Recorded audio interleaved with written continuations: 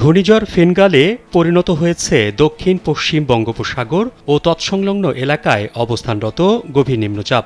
শনিবার দুপুরের দিকে ঘূর্ণিঝড়টি উত্তর তামিলনাড়ু উপকূল অতিক্রম করতে পারে।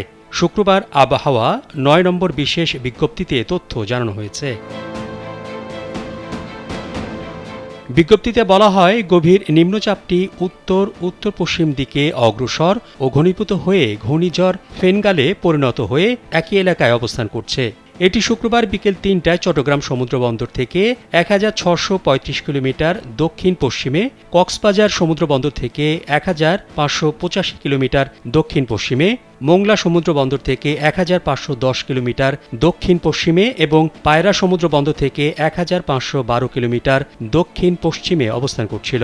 এলো ভিশন মুশকিল আসান অফার। যে কোনো ব্র্যান্ডের পুরনো ফ্রিজ নিয়ে চলে আসুন ভিশন শোরুমে আর নিয়ে যান নতুন ভিশন ফ্রিজ 20% পর্যন্ত ছাড়। এটি আরও উত্তর পশ্চিম দিকে অগ্রসর হয়ে শনিবার দুপুরের দিকে উত্তর তামিলনাড়ু উপকূল অতিক্রম করতে পারে।